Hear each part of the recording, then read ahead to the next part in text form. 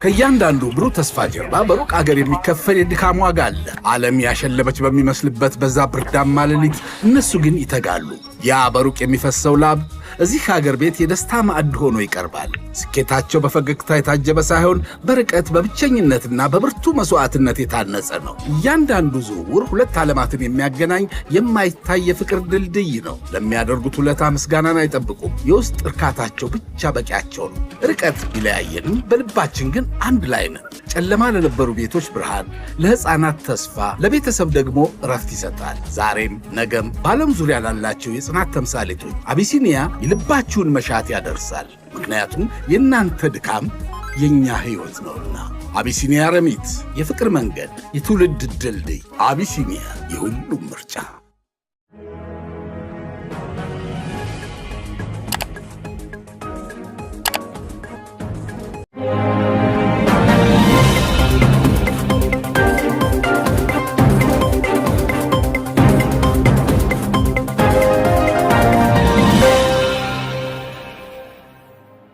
ጤና ይስጥልኝ ክቡራትና ክቡራን የዩቲዩብ ቻናል ቤተሰቦች፣ የሰዓቱን አጫጭር ሰበር መረጃዎች ይዤ ቀርብ ያለው። በርከት ያሉ ሰበር መረጃዎች ዩቲዩብ ላይ ሲጫኑ ቀድሞ ለእናንተ የማስታወቂያ መልእክት ወይም ኖቲፊኬሽን እንዲደርሷቸው የዩቲዩብ ቻናሌን ሰብስክራይብ በማድረግ የደወል ምልክቷን መጫን አትዘንጉ። ወደ ሰበር መረጃው ስናቀና የአሜሪካው ፕሬዝዳንት ዶናልድ ጄ ትራምፕ ለእስራኤሉ ጠቅላይ ሚኒስትር ቤንያሚን ኔታንያሁ ፈጽሞ ያልተጠበቀ ማስጠንቀቂያ መስጠታቸው ተሰማ።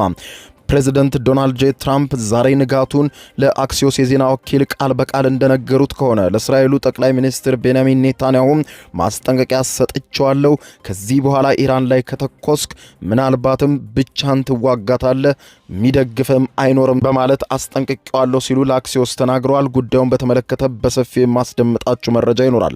በሌላ በኩል መገናኛ ብዙሃን እንደሚሉት ያለፈው 24 ሰዓታት ለፕሬዝዳንት ዶናልድ ጄ ትራምፕ ከፍተኛ የጭንቅ ሰዓት ነበረ ብለውታል። በተለይም ከኢራን ጋር እየተደረሰ ነው ያሉትን ስምምነት በከፍተኛ ሁኔታ ሊያበላሽ የመጣም የሚሳኤል ውርዋሮ ነበር የተከሰተው ብሎታል። ሁኔታውን በተመለከተም በሰፊ የምታደምጡት መረጃ ይኖራል። ፕሬዝዳንት ትራምፕ በሰጡት አወዛጋቢ የዛሬ ሌሊት መግለጫቸው ዩናይትድ ስቴትስ አሜሪካ በሚቀጥሉት 2 ሳምንታት ውስጥ ድል ታውጃለች፣ ከኢራን ጋር ሁሉን ነገር ተስማምተን ጨርሰናል በማለት ይፋ አድርገዋል።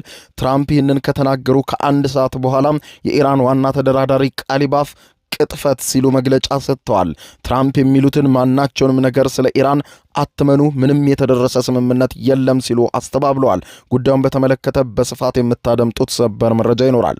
በሌላ በኩል ኢራን በሰጠችው አስፈሪ የተባለ መግለጫ በሚቀጥሉት ቀናት ጥቃት ለመክፈት ከታቀደ በቀጠናው ሀገራት ላይ በሙሉ የሲኦል ደጅ ይከፈታል ስትል ኢራን አስፈሪ የሆነ መግለጫ ሰጥታለች። የኢራንን መግለጫ በዝርዝር የማስደምጣችሁ ይሆናል። እስከ ፍጻሜው ቆዩ። እነዚህ ያስደመጥኳችሁና ሌሎችንም በርከት ያሉ ሰበር ዝርዝር መረጃዎች ታደምጣላችሁ። አብረን እንከታተለው።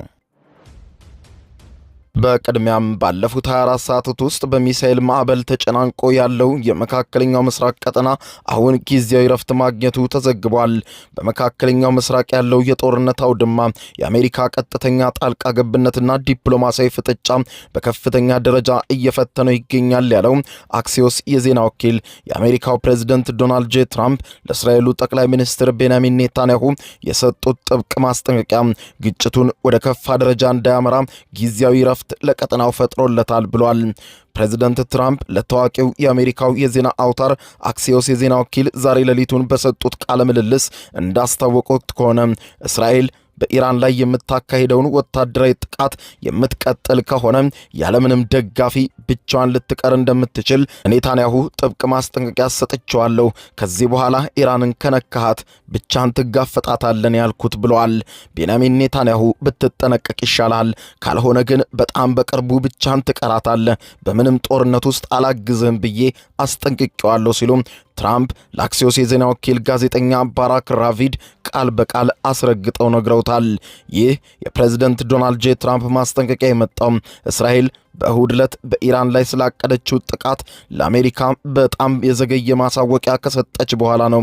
ይህ ጥቃት እስራኤል ቀደም ብላ በሊባኖስ መዲና ቤይሩት በሚገኘው የሄዝቦላ ይዞታ ላይ የፈጸመችውን ድብደባ ተከትሎ ኢራን በእስራኤል ላይ ላስወነጨፈችው የሚሳኤል ማዕበል አጸፋዊ የበቀል ምላሽ ነበር። ፕሬዚደንት ዶናልድ ጄ ትራምፕ ከኢራን ጋር የሰላም ስምምነት ላይ ለመድረስ ያላቸውን ጽኑ ፍላጎት በማስቀደም በቀጠናው የሚገኙ 5 ሀገራት በቤንያሚን ኔታንያሁ ላይ ጫና እንዲያሳድሩ እንደጠየቋቸው ተገልጿል። እነዚህ የቀጠናው 5 ሀገራት በጣም ተጨንቋል። እኛ እያደረግን ያለነው የሰላም ድርድርን በጣም ይደግፉታል፣ በጉጉትም እየጠበቁት ነው ያሉት ትራምፕ የሀገራቱን ስም ግን በስም ከመጥቀስ ተቆጥቧል። በተጨማሪም የኢራን ባለስልጣናት እስራኤል ጥቃቷን የምታቆም ከሆነ እነርሱም ተኩስ እንደሚያቆሙ ለትራምፕ መልእክት እንዳስተላለፉላቸው ፕሬዝደንቱ ተናግረዋል። በአሜሪካና እስራኤል መካከል የተደረገው የስልክ ልውውጥ ውጥረት የተሞላበት እንደነበር መገናኛ ብዙሃን የዘገቡ ሲሆን የእስራኤሉ ጠቅላይ ሚኒስትር ቤንያሚን ኔታንያሁ የኢራንን ጥቃት ዝም ብለው ማለፍ የእስራኤልን ወታደራዊ የበላይነት ጥያቄ ውስጥ ይከተዋል ብለው ቢከራከሩም በመጨረሻ ግን የትራምፕን ጥያቄና ማስፈራሪያ በከፊል ተቀብለው ከታቀዱት ጥቃቶች አፈግፍገዋል። ኔታንያሁ ይህንንም ተከትሎ ኔታንያሁ ለከፍተኛ ወታደራዊ አዛዦቻቸው በኢራን ላይ የታቀዱት አጥፊ የሆኑ ሰፊ ጥቃቶች ለጊዜው እንዲሰረዙ ትዕዛዝ ሰጥተዋል ተብሏል። በሌላ በኩል የአሜሪካው ፕሬዝደንት ዶናልድ ጄ ትራምፕ የደቡብ ካሮላይናውን ሴናተር ሊንዝ ግርሃምን ለመደገፍ በተዘጋጀ ስብሰባ ላይ ዩናይትድ ስቴትስ በሚቀጥሉት 2 ሳምንታት በኢራን ላይ ሙሉ ድል ልታውጅ ትችላለች ሲሉ ይፋ አድርገዋል። አሁን ከኢራን ጋር እየተደራደርን ነው፣ እነርሱም በጣም ጥሩ ስምምነት ላይ መድረስ ከአሜሪካ ጋር ይፈልጋሉ ያሉት ትራምፕ ሁሉንም ነገር ሊሰጡን ፈቃደኞች ናቸው፣ የኒውክሌር መሳሪያ ላለማምረትም ተስማምተዋል በማለት ትራምፕ የድርድሩን አዎንታዊ ገጽታ አብራርተዋል። አክለውም ይህንን ውጊያ እያሸነፍን ነው፣ በሚቀጥሉት 2 ሳምንታት ውስጥ ሙሉ ድል ስናውጅ ደግሞ የእውነትም አሸናፊ እንሆናለን። ይህ በቅርቡ የሚከሰትና የምታዩት ነገር ነው ብለዋል ትራምፕ። የነዳጅ ዋጋም በከፍተኛ ሁኔታ ያሽቆለቆላል፣ ይወርዳል በማለት ለደጋፊዎቻቸው የምስራች ያሉትን አብስረዋል። ምንም እንኳን ፕሬዝደንት ዶናልድ ጄ ትራምፕ ይህንን ቢሉን የኢራን ፓርላማ አፈ ጉባኤና የኢራን ዋና ተደራዳሪ የሆኑት መሐመድ ባገር ቃሊባፍ ይህንን የትራምፕን ንግግር አጣጥለውታል። ፕሬዝደንት ትራምፕ ስለ መግባቢያ ሰነዱ ያቀረቡት ሐሳብ ከተስማሙበት የተለየ መሆኑን የገለጹት ቃሊባፍ በሌላኛው ወገን አሜሪካ ላይ ምንም አይነት እምነት የለንም። አሁን እንኳን ትራምፕ የሚናገሩት ነገር ፈጽሞ እየተደረገ ያለ ነገር አይደለም። አንዳንድ ጊዜ ትራምፕ ስለ ኢራንና ስለ ድርድሩ ሲያወሩ ስለ ሌላ ኢራን የሚያወሩ ነው የሚመስለኝ ብለዋል። የኢራን ዋና ዓላማ ጦርነቱን ማቆም እንጂ ከአሜሪካ ጋር ግንኙነቱን ወደ መደበኛው ሁኔታ መመለስና ከአሜሪካ ጋር በሰላም መኖር አይደለም በማለት የኢራንን ጠንካራ አቋም ገልጸዋል። ይህ በዚህ እንዳለ በመካከለኛው ምስራቅ ያለው ወታደራዊ ስትራቴጂ አዲስ መልክ እየያዘ ነው። የኢራን እስላማዊ አብዮታዊ ዘብ ጦር ጓድ IRGC የቁድስ ኃይል አዛዥ የሆኑት ብርጋዴር ጀነራል እስማኤል ቃኒ ከሆርሙዝ ወሽመጥ እስከ ባብ ኤል መንደብ እንዲሁም ከፋርስ ባህረ ሰላጤ እስከ ቀይ ባህር የተዘረጋ አዲስና እጅግ ጠንካራ የተቃውሞ ዘንግ አክሲስ ኦፍ ሬዚስታንስ ሰፊ የሆነ የደህንነት ቀለበት መመስረቱን ይፋ አድርገዋል። ጀነራል ቃኒ በሰጡት መግለጫ እንዳሉት ከሆነ የየመንን የጀግንነት እርምጃ እናደንቃለን። በእስራኤልና አሜሪካ ትንኮሳ ላይ የተቃውሞ ግንባር እያሳየ ያለው የላቀ ቅንጅትና ጥንካሬ እጅግ በጣም አስገራሚ ነው ሲሉ የየመኑን ሐውቲ አወድሰዋል። የእስራኤልን አገዛዝና የአሜሪካ እኩይ ተግባር በቀጠናው ውስጥ የተባበረውን የተቃውሞ ዘንግ ጠንካራ ምላሽ ያገኛሉ ብለዋል። ድንበር የለሽ ታጋዮቻችን የባህር መተላለፊያ በሮቻችሁን በንቃት እየጠበቋችሁ ነው። ጥቃታችሁን የምትቀጥሉ ከሆነ ደግሞ ጉሮሯችሁን እናንቀዋለን። ሆርሙዝን እንዳነቅነው ቀይ ባህርም አሁን ታንቋል በማለት ጀነራሉ ጠንካራ ወታደራዊ ዛቻ አስተላልፈዋል። እዚህ ዛቻ ተግባራዊ ማሳያ የሆነው ደግሞ የየመኑ ሐውቲ ንቅናቄ የወሰደው ወታደራዊ እርምጃ መሆኑን ገልጸው በትናንትናው ዕለት የየመን ኃይሎች ወደ እስራኤል የተለያዩ ግዛቶች የባላስቲክ ሚሳኤል ጥቃት በመሰንዘራቸው የእስራኤል ኃይሎች በቤንግሪዮን ዓለም አቀፍ አውሮፕላን ማረፊያ የሚደረጉ በረራዎችን ለሰዓታት ለማቋረጥ ተገደው ነበር።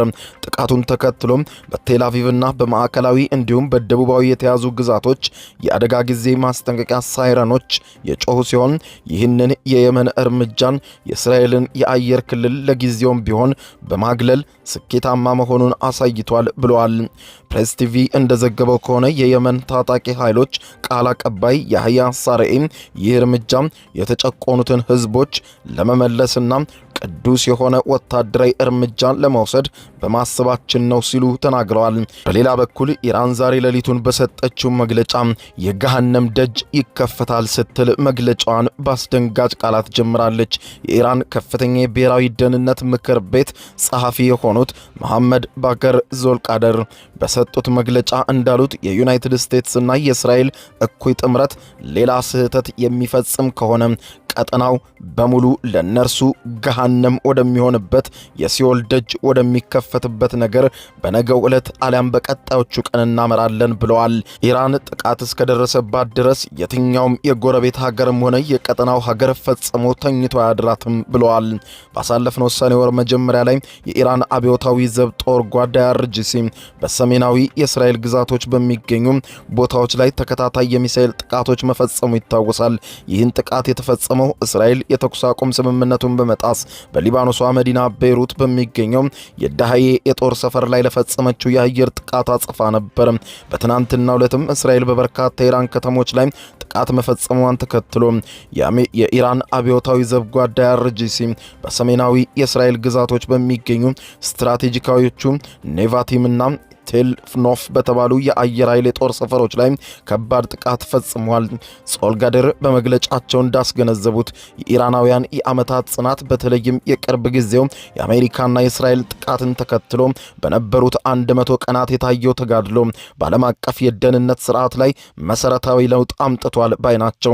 ይህንን ተከትሎ የኢራን ሀተም አላምቢያ ማዕከላዊ እዝ ባወጣው በዚህ ጠንካራ መግለጫ የተጨቆኑ የሊባኖስ ህዝቦችን ለመደገፍ ስንል ለእስራኤል መንግስት አሳማሚ የሆነ ምላሽ መስጠታችንን እናረጋግጣለን ብለዋል። በእስራኤል ላይ ይደረጉ የነበሩ ወታደራዊ ዘመቻዎች ለጊዜው መቆሙን ይፋ አድርገው ነገር ግን በቀጣዮቹ ሰዓታት ጥቃቱ እስከቀጠለ ድረስ እኛም አሳማሚ ጥቃቶችን ለመሰንዘር ዝግጁ ነን ብለዋል። የፖለቲካና ወታደራዊ ተንታኞች እንደሚያስረዱት ይህ የIRGC ኦፕሬሽን ከዚህ ቀደም የነበሩትን ግምቶች በሙሉ የሰበረ ሲሆን ይህ የኢራን እርምጃም እንደገና የጦርነት እቅዷን ከመከለሷን ባለፈ ጦርነቱን የማቆም የራሷን እጣ ፈንታ ከሊባኖስ ህዝብ ደህንነት ጋር በማይነጣጠር ሁኔታ ማስተሳሰሯን በይፋ ያሳወቁበት አጋጣሚ ነው። በዚህም ዋናው መልእክት ወደፊት በሊባኖስ ግዛት ላይ የሚሰነዘር ማናቸውንም አይነት ጥቃት እኩል የሆነ ፈጣንና ወሳኝ የኢራን ወታደራዊ አጸፋን የሚያስከትል መሆኑን የሚያረጋግጥ ነው ብለዋል። ይህ በዚህ እንዳለም በኢራንና አሜሪካና እስራኤል ጦርነት ዓለም በከፍተኛ ቀውስ ቢታመስም አውሮፓዊቷ ሀገር ኖርዌይ ግን ሰርግና ምላሽ ሆኖላታል ይላል የቢቢሲ ትንታኔ። ኖርዌይ በዓለም ላይ ካሉ ለአካባቢ ጥበቃ ከፍተኛ ትኩረት ከሚሰጡና አረንጓዴ ከሆኑ ሀገራት መካከል ቀዳሚ ናት ያለው የቢቢሲ ትንታኔ ሀገሪቱ የምትጠቀመው ኤሌክትሪክ በአብዛኛው የሚመረተው ከታዳሽ ኃይሎች መሆኑን ይገልጻል። በከተሞቿ ውስጥ በየቦታው የሚንቀሳቀሱ ብስክሌቶች መንገደኞቹን ከእግረኞቹ ጋር በጸጥታ ይጋራሉ። በኖርዌይ መንገዶች ላይ ከሚታዩ 10 አዳዲስ መኪኖች 9ኙ በኤሌክትሪክ ኃይል የሚሰሩ ናቸው። ከ35 ዓመታት በፊት ኩባንያዎች ለሚለቁት ለእያንዳንዱ ቶን በካይ ጋዝ የሚያስከፍሉ የካርቦን ታክስ የጀመሩ የመጀመሪያዎቹ ሀገሮች መካከል አንዷ ናት ኖርዌይ። ሆኖም ኖርዌይ በሀገር ውስጥ ባትጠቀመውም ወደ ውጭ ለመላክ የነዳጅ ዘይትና ጋዝ ምርቷን በማሳደጓ ከፍተኛ መጠን ያለው ገንዘብ አስገኝቶላታል ይላል ዘገባው። እንደ እውነቱ ከሆነ የሚለው ቢቢሲ የሀገሪቱ የወደፊት እጣ ፈንታ የተሳሰረው ህዝቦቿ የማይጠቀሙበትን ነዳጅ በመሸጥ ከሚገኝ ገቢ ጋር በእጅጉ የተቆራኘ ነው። ኖርዌይ ሀገሯን ከአየር ብክለት ለማጽዳት ጉልህ እርምጃዎች እየወሰደች ለዓለም ገበያ ከፍተኛ የሆነ ነዳጅ ማቅረቧ ባለሙያዎች የኖርዌይ አርኖ ብለው የሚጠሩት ሲሆን ከፍተኛ የፖለቲካና የማህበራዊ ክርክር ማስነስቶ ቆይቷል ብሏል። ታዲያ አሁን ላይ በመካከለኛው ምስራቅ እስራኤልና አሜሪካ በኢራን ላይ የከፈቱት ጦርነት የሆርሙዝ የባህር ወሽመጥ እንዲዘጋ በማድረጉ በዓለም አቀፍ ደረጃ የነዳጅ ዋጋ ጭማሪ ማስከተሉ ለኖርዌይ ካዝና ከፍተኛ ትርጉም አለው። ከባድ ሰርግና ምላሽም ሆኖላታል ይላል የቢቢሲ ትንታኔ። በተባበሩት መንግስታት ድርጅት የሰብአዊ ልማት መረጃ ጠቋሚ መሰረት ኖርዌይ በዓለም ላይ ካሉት እጅግ የበለጸጉ ሀገራት መካከል አንዷ ስትሆን የኢነርጂ ዘርፉም ለእድገቱ ዋነኛ ምንጭ መሆኑን ይገልጻል። ከዚህ ዘርፍ የሚገኙ ምርቶችም ወደ ውጭ በመላክ የሚገኘው ገቢ 60 በመቶ የሚሆነው የሚሸፈን ሲሆን ከሀገሪቱ አጠቃላይ የሀገር ውስጥ ምርት ወይም ጂዲፒ 2 በመቶውን የሚይዝ ነው። የኖርዌይ መንግስት በሀገሪቱ የሚንቀሳቀሰውን የነዳጅ አውጪ የሆነውን ኢኩኖር ኩባንያ ውስጥ አብላጫውን ድርሻ የሚይዝ ሲሆን አብዛኛው የሚያገኘው ትርፉ ወደ ሀገሪቱ የሀብት ካዝና ፈሰስ ያደርገዋል። በ2025 መጨረሻ ላይ 1.9 ትሪሊዮን ዶላር የሚገመት ሀብት ገቢ ሆኖ ነበረ። ይህም ለእያንዳንዱ የኖርዌይ ዜጋ ቢከፋፈል በግምት 350 ሺህ የአሜሪካን ዶላር ማለት ነው። ይህ እያደገ የመጣው የገንዘብ ቋት የኖርዌይን የጡረታ ስርዓትና የደህንነት ሁኔታዋን እንዲደረጅና ለጋስ እንዲሆን አድርጎታል በማለት ይገልጻል። አሁን አሜሪካና እስራኤል ኢራን ላይ ጦርነት ካወጁ በኋላ በመካከለኛው ምስራቅ አለመረጋጋት በመስፈኑ ባለሙያዎች የገንዘብ ክምችቱ ላይ ከፍተኛ ተጽዕኖ እንደሚያሳድር ይጋራሉ። እንደ እውነቱ ከሆነ ጦርነቱ ከተጀመረበት ጊዜ አንስቶ የኖርዌይ መንግስት ገቢ በከፍተኛ ሁኔታ ጨምሯል። የኦስሎ የአክሲዮን ገበያዎች ዋጋም በከፍተኛ መጠን ንሯል። ይህ በአብዛኛው በሀገር ውስጥ የኢነርጂ ኩባንያዎች ላይ የበላይነት የተያዘ በመሆኑ ነው። በተመሳሳይ የኖርዌይ የሌበር መንግስት የኖርዌይ የሰላም ሽልማት የምትሰጠው ሀገር ከጦርነቱ በገንዘብ ተጠቃሚ ናት የሚለውን አመለካከት ለመቃወም ሞክሯል። ኖርዌይ ምንም እንኳን በኢራን ጦርነት ከፍተኛ ገንዘብ ብታጋብስም ሰላም ቢሆን የበለጠ ገንዘብ ላገኝ ይችል ነበር ስትል ትከራከራለች። የሀገሪቱ የገንዘብ ሚኒስትርና የቀድሞ የኔቶ ዋና ጸሐፊ የሆኑት ጄንስ ስቶልተንበርግ ሁኔታውን ተቃርኖ ሲሉ ይጠሩታል። ኖርዌይ ከሰላም የበለጠ ታገኛለች፣ በግጭት ታተርፋለች የሚባለው ሐሰት ነው ብለዋል። የነዳጅ ዋጋ መጨመር እንደሚጠቅመን ግልጽ አይደለም ሲሉ ለኤልፓይስ ጋዜጣ ነግረውታል። ኖርዌይ አሁን በሀብት ክምችቷ በኩል ለዓለም አቀፍ የፋይናንስ ገበያዎች ከፍተኛ ተጋላጭነት አላት። አክሲዮን ገበያው ማሽቆልቆል፣ የድፍድፍ ነዳጅ ዋጋ መጨመር ከሚረዳን በላይ በከፍተኛ ሁኔታ እኛንም እንደ ሌሎች የአውሮፓ ሀገራት ይጎዳናል ሲሉ ኖርዌይ ባለስልጣናት ራሳቸውን ከሌሎች የአውሮፓ ሀገራት ጋር ለማመሳሰል ሞክረዋል። የኖርዌይ የሀብት ክምችት ኃላፊ ኒኮላይ ታንገን ለሮይተርስ የዜና ወኪል እንደነገሩት በኢራን ጦርነት ምክንያት ከፍተኛ የነዳጅ ገቢ ቢፈጠርም የአክሲዮን ዋጋ መቀነስ በገንዘብ ምንዛሬ መጨመር የተነሳ ይህ ነው የሚባል ጥቅም ሀገሪቱ አላስገኝላትም ባይ ናቸው። ሆኖም ተንታኙ እንደሚገልጹት ከሆነ አሳዛኙ እውነታ ዓለም ሲቃጠል ገንዘብ ወደ ሀገራችን በጀት በከፍተኛ መጠን ይገባል የሚለው ነው። ይህ መዋዠቅ በ2022 ሩሲያ ዩክሬንን ስትወር ሩሲያ ወደ አውሮፓ የምትልከው ኢነርጂ በከፍተኛ ሁኔታ በማገዷ የተነሳ ተስተውሏል ብለዋል። ከዚያ ጊዜ ጀምሮ ኖርዌይ በአውሮፓ ውስጥ ቁልፍ የነዳጅና የጋዝ አቅራቢ ሆና ብቅ ብላለች። ኖርዌይ በአውሮፓ ትልቁ የጋዝ አቅራቢና የምዕራብ አውሮፓ ትልቁ የድፍድፍ ዘይት አምራችም ሆናለች። ዛሬ አውሮፓ የሚጠቀመው ጋዝ 30 በመቶና 15 በመቶ የሚሆነው የነዳጅ ዘይትን እናቀርባለን። እዚያም 90 በመቶ የሚሆነውን የወጪ ምርታችንን እንልካለን ሲሉ የኖርዌይን የፋይናንስ ተንታኝ የሆኑት ቲና ሳልቬንት ለቢቢሲ ስለ ሁኔታው ነግረውታል። ይሁን እንጂ የኢራን ጦርነትና በመካከለኛው ምስራቅ የተከሰተው አለመረጋጋት ኖርዌይን በሌሎች በርካታ መንገዶችም ጎድቷታል ሲሉ መጥፎ ጎኑን ያብራራሉ። ቀዳሚው የኖርዌይ የሞራል ኃላፊነቶች ላይ የቀሰቀሰው ሰፊ ክርክር ነው ብለዋል። ተደማጭነት ያለው የኖርዌይ ሪፊውጂ ካውንስል ከሀገሪቱ የሀብት ክምችት የሚገኘው ትርፍ በጦርነቱ የተጎዱ ኢራናውያንን ለመርዳት እንዲውል ጥሪ አቅርቧል። ኖርዌይ ሩሲያን በዩክሬን ላይ ጦርነት በከፈተችበት ወቅትም ይህንን ማድረጓን ጠቁመዋል። ጄንስ ስቶልተንበርግ ለሮይተርስ የዜና ወኪል እንደሚነግሩት ከሆነ ለነዚህ ጥሪዎች የተሰጠው ይፋዊ ምላሽ ኖርዌይ በዓለም ከፍተኛ የዓለም አቀፍ እርዳታን የሚያቀርቡ ሀገራት መካከል አንዷ ናት፣ ለተቸገሩ ሀገራት ብርቱ ደጋፊ መሆኗን ለማመልከት ነው ብለዋል። በሁለተኛ ደረጃ በመካከለኛው ምስራቅ ያለው ሁኔታ እየተባባሰ መምጣቱ ኖርዌይ በአረንጓዴ የኃይል አቅርቦት ዘርፍም በዓለም አቀፍ ደረጃ ግንባር ቀደም መሆኗን ጥያቄ ውስጥ ጥሎታል ብለዋል።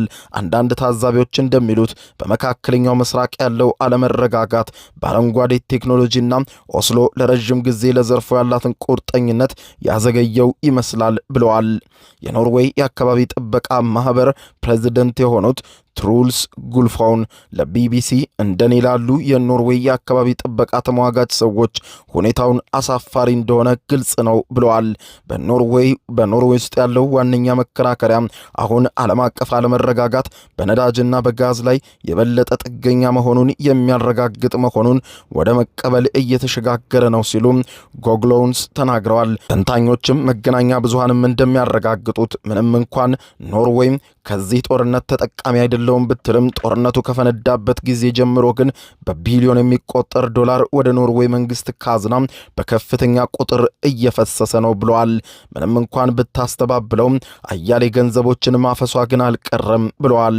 ክቡራን አድማጮች ለሰዓቱ ብታደምጧቸው መልካም ናቸው ያልኳቸው አጫጭር መረጃዎች የሰማችኋቸው ናቸው። ከሰዓታት በኋላ በሌላ መረጃ ተመልሰን እስከምንገናኝ በያለንበት የዓለም ዳር ቸር እንቆይ።